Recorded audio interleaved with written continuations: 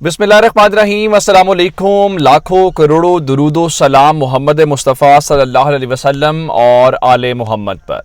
मैं हूँ उमर दराज गोंदल और आप मेरा फेसबुक और यूट्यूब चैनल देख रहे हैं। नाजरीन, इस हुकूमत की जो बुनियादें हैं उसमें से ईंटें निकलना शुरू हो गई हैं, जिसका मतलब यह है कि बुनियाद कमज़ोर पड़ रही है और जब बुनियाद कमज़ोर पड़े तो इमारत धड़ाम से नीचे आन गिरती है।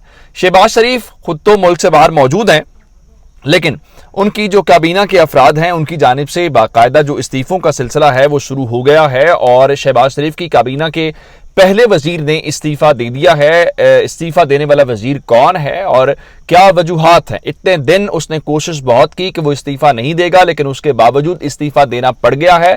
ये वाहिद इस्तीफ़ा है या ये पहला इस्तीफ़ा है उस पूरे सिलसिले का जो खेल आगे शुरू होने वाला है? पहली बात। दूसरे नंबर के ऊपर चल के कप्तान ने इन सब की दुखती रगों को पकड़ लिया है और कल तक जो बड़े बाउसूल और अपने आप को पता नहीं क्या कुछ कहते थे, वो सिर्फ कप्तान ने सिर्फ चंद लम्हों के अंदर जो है उन सबको एक पेज के ऊपर कर दिया है और उन सबको परेशान कर दिया और सबको बहुत बड़ा टास्क दे दिया है कि जाओ ये करो। और इस सारी सूरत हाल के बाद अब एक भरपूर कोशिश की जा रही है कि किसी न किसी तरीके से इमरान खान का जो कर्ज है वो चुकाया जाए, मिल के चुकाया जाए। और फिर एक और खबर कि हुकूमत की ख्वाहिश ये है, चूंकि इमरान खान खैबर पख्तूनख्वा के अंदर मौजूद हैं, तो उनको खैबर पख्तूनख्वा के वजीर आला हाउस से गिरफ्तार किया जाए ताकि ये उनको बताया जा सके कि राना सनाउल्लाह जब जहां से चाहे गिरफ्तार कर सकते हैं। अब ये मुमकिन है या नहीं है? और फिर एक और खबर आपको बताऊंगा कि आज नून लीग और तहरीक इंसाफ का एक और मैच पड़ गया है, जो है तो कानूनी महाज के ऊपर, लेकिन वहां पे भी थोड़ी सी तहरीक इंसाफ का ख्याल ये है कि फिक्सिंग हो रही है, नून लीग को फेवर दी जा रही है। फिर चौथे नंबर के ऊपर आपको बताएंगे कि मुल्क के अंदर माहौल बनना शुरू हो गया है जिसमें नवाज शरीफ, मरियम नवाज और जो कैप्टन सफदर हैं उनकी सजाएं माफ की जा सके, उनको बरी किया जा सके। ये क्या मामला है ये भी आपके सामने रखेंगे। लेकिन अगर आपने अभी तक चैनल सब्सक्राइब नहीं किया और आप चाहते हैं कि आपको मुस्तनद और बरवक्त खबरें मिलती रहें तो हमारा चैनल सब्सक्राइब कर लीजिए, बेल आइकन के ऊपर क्लिक कर लीजिए ताकि हमारी आइंदा आने वाली वीडियोस बर वक्त आप तक पहुंच रहे। मैंने आपको बताया कि ये जो इस्तीफे हैं उसका सिलसिला शुरू हो गया है और इस्तीफों वाली बात से पहले जरा मैं इमरान खान वाली बात के ऊपर आपको बता देता हूं, जिसपे जरदारी साहब भी भरपूर फायदा उठाने के मूड में नजर आ रहे हैं। इमरान खान ने जो इंटरव्यू रात को दिया, मैंने पिछली वीडियो के अंदर उसके मुतालिक बड़ी डिटेल के साथ आपको बताया कि इमरान खान ने ये कहा कि अगर खुदा ना खास्ता हम डिफॉल्ट कर गए तो ये होगा। इमरान खान ने ये तो नहीं कहा कि मैं चाहता हूं कि पाकिस्तान डिफॉल्ट करे। इमरान खान ने ये तो नहीं कहा मैं चाहता हूं कि अल्लाह ना करे मुल्क के साथ ये हो। इमरान खान ने ये तो नहीं कहा मैं चाहता हूं फौज के साथ ये हो। इमरान खान ने एक सिचुएशन इलेबोरेट की कि अगर खुदा ना खास्ता ये हो गया तो इसमें से ये सिचुएशन निकलेगी जो हम सब के लिए बहुत खतरनाक है। लेकिन ये बयान जो है वो जारी बात है उसके ऊपर बहुत प्रोपेगेंडा किया जाना जरूरी है और वो तमाम शख्सियात जिनको मौका नहीं मिल रहा था कि वो इमरान खान को टारगेट कर सके, अब वो मैदान के अंदर आई। शहबाज शरीफ इस वक्त टर्की में मौजूद है,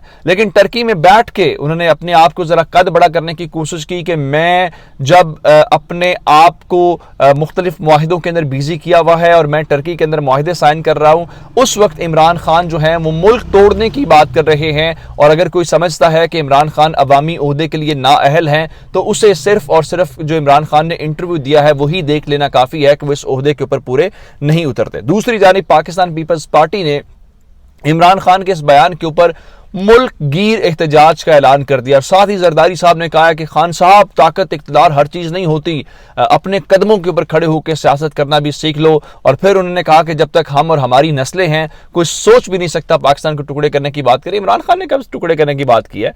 इमरान खान खुदा ना खास्ता कब टुकड़े वाली, वो तो कह रहे हैं इस मुल्क को फौज तहरीक इंसाफ मुत्तहिद रख सकती है। वो तो कहते हैं कि मेरा होना जरूरी नहीं, इस मुल्क के लिए फौज का होना जरूरी है। वो तो सिर्फ आपकी हरकतों को बता रहे हैं कि आप लोग जिस सिचुएशन की तरफ मुल्क को लेकर जा रहे हैं वहां पे। और फिर पाकिस्तान पीपल्स पार्टी किस मुंह से अच्छी लगती है ये बातें करते हुए? पाकिस्तान पीपल्स पार्टी ने भी कल की बात है जब आपने ईंट से ईंट बजाने की बात की थी, आपने राहील शरीफ को जो है वो के दौर में आपने ये सारा कुछ किया था। आपने कहा था कि आपने 3 साल के लिए आना होता है, हमने हमेशा यहां पे रहना होता है। और फिर सिंधु देश की बातें कौन करता है, सिंध का कार्ड कौन खेलता है? इस किस्म की चीजें हैं जो नहीं होनी चाहिए, लेकिन आप उस तरफ ना जाएं, उस आग से खेलने की मत कोशिश करें जिसमें आप। फिर एक और अकल वाली बात और समझ वाली बात है, जज्बाती हुए बगैर मुझे ये बताइए क्या पाकिस्तान सोवियत यूनियन से भी बड़ा है? क्या पाकिस्तान सोवियत यूनियन से भी ज्यादा मजबूत है? क्या पाकिस्तान की मिलिट्री सोवियत यूनियन से भी ज्यादा आगे है? अब देखें हुआ क्या था, उनके पास पास एक बहुत बड़ा मुल्क था, बहुत बड़ी जो उनकी मिलिट्री थी, बहुत बड़ी वो ताकत थी USSR जो है। लेकिन हुआ क्या, एट द एंड हुआ ये कि उनकी इकोनॉमी कोलैप्स कर गई। जब इकोनॉमी कोलैप्स कर गई तो पूरे का पूरा मुल्क कोलैप्स कर गया और वो सोवियत यूनियन टूट के मुख्तलिफ रास्तों में बट गया, आज सिर्फ रशिया की सूरत में। तो ये क्या गलत बात है? आप ये, या तो फिर आप ये कह दें कि पाकिस्तान की जो मईशत है वो इस वक्त आइडियल सिचुएशन के अंदर है, पाकिस्तान बहुत तरक्की के साथ, हाँ जब एक आइडियल सिचुएशन के अंदर थी, जब 5.5% के हिसाब से तरक्की कर रही थी, तो आपने उस हुकूमत को काम नहीं करने दिया, आपने उस वक्त नहीं माना। उन्होंने रिकॉर्ड टैक्स कलेक्शन किया, आपने नहीं माना। अब जब आपने ये सारी हरकतें की हैं तो अब आप बर्दाश्त करें, अब आप सब्र करें। अब अगर आपका रुपया जो है उसकी कदर मुसलसल गिर रही है, अगर आपकी स्टॉक एक्सचेंज बैठ रही है, तो उसमें इमरान खान का क्या कसूर है? अब इस गवर्नमेंट का कसूर है जो इस वक्त आए हैं। अब जरा आते हैं इस्तीफों वाली बात के ऊपर।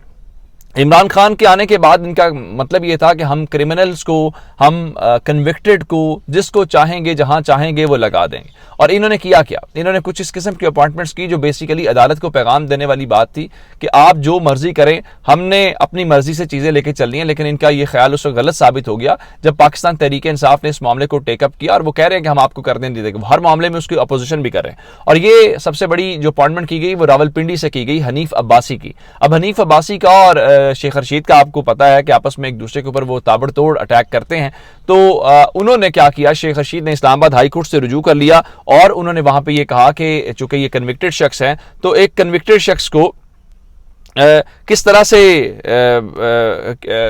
क्या कहते हैं कि आप उसको इस ओहदे के ऊपर फायज कर सकते हैं। जिस पे इस्लामाबाद हाई कोर्ट ने उनको कहा कि उनका नोटिफिकेशन वापस लिया जाए या उनको हटाया जाए और फिर उनको काम से रोक दिया, जिस पे इन्होंने बड़ी कोशिश की। इन्होंने उनको उसके ओहदे से नहीं हटाया। कैबिनेट डिवीजन ने प्राइम मिनिस्टर को एडवाइस भेजी, उसके ऊपर अमल नहीं किया गया। लेकिन अब जनाब अली उसके बाद जब पता था कि अदालत अब तौहीन अदालत की कार्रवाई करेगी या अदालत खुद से हटा देगी, तो उसके बाद शहबाज शरीफ काबीना के पहले वजीर, जिसमें हनीफ अब्बासी नून लीग के शामिल हैं, उन्होंने अब से थोड़ी देर पहले अपने ओहदे से इस्तीफा दे दिया है। और ये हुकूमत की तरफ से पहला इस्तीफा है। और ये आप पहला इस्तीफा तो कह सकते हैं, लेकिन शायद ये आखिरी इस्तीफा ना हो, बात इससे थोड़ी आगे बढ़ के जाएगी। अब आते हैं इलेक्शन कमीशन की तरफ।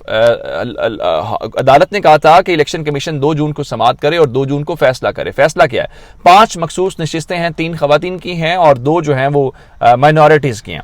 तहरीक इंसाफ के पास वो सीटें थी, उनके लोग डी सीट हुए और उसकी बुनियाद के ऊपर जो है वो उनको सीटें मिलनी है। लेकिन नून लीग क्या कहती है? नून लीग ये कहती है कि चूंकि कानून ये कहता है कि वो उस बुनियाद के ऊपर बने थे, तो उनको सिर्फ आपने पहले वाले को डी नोटिफाई करके उसकी जगह पे नए नोटिफाई कर देने हैं जो उन्होंने ऑल्टरनेट नाम पहले ही दिए हुए थे। लेकिन नून लीग ने एक नई इसमें स्कीम निकाली। उन्होंने कहा नहीं, आप जो कंपोजिशन असेंबली की है, क्योंकि उसके हिसाब से जो आपकी सीटें असेंबली में होती हैं उसके हिसाब से आपको रिजर्व सीटें मिलती हैं। तो तहरीक इंसाफ की जो मौजूदा स्ट्रेंथ है, यानी जिसमें उसके 20 लोग डिस्क्वालीफाई हो चुके हैं, उसकी बुनियाद के ऊपर जो है आप ये सीटें जो है वो एलोकेट करें। वो कि ऐसा हो नहीं सकता, क्योंकि आपने रिप्लेस करना होता है।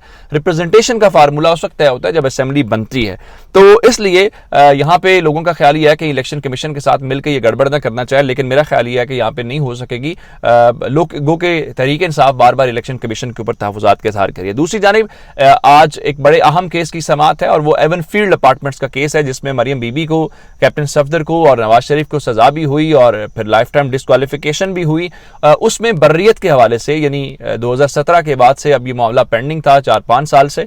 तो वहाँ पे आज समाअत हो रही है इन तीनों के ऊपर। लोग बहुत सारे ये कह रहे हैं कि ये हुकूमत आई ही इस माहिदे के ऊपर थी कि ये अपने लोगों के केसेस माफ़ करवाएंगे, तो इसलिए जो हुकूमत है उसने उसके ऊपर काम करना है, तो शायद अब उनको रिलीफ मिलना शुरू हो गया। लेकिन जिस तरह से इमरान खान ने प्रेशर बिल्ड किया हुआ है, इनके लिए ये आसान नहीं है। शायद आज से सोशल मीडिया ना होता, इमरान खान ना होते, तो शायद ये करना बहुत आसान होता। ये अदालतों से भी रिलीफ ले लेते, अपनी मर्जी से चीज़ों को कर लेते। लेकिन अब इनके लिए ये करना आसान नहीं होगा और अब जो है ये हर सूरत जो है वो सजाएं इनको बरकरार रखनी पड़ेंगी। अपना बहुत सारा ख्याल रखिएगा। खुदा हाफिज।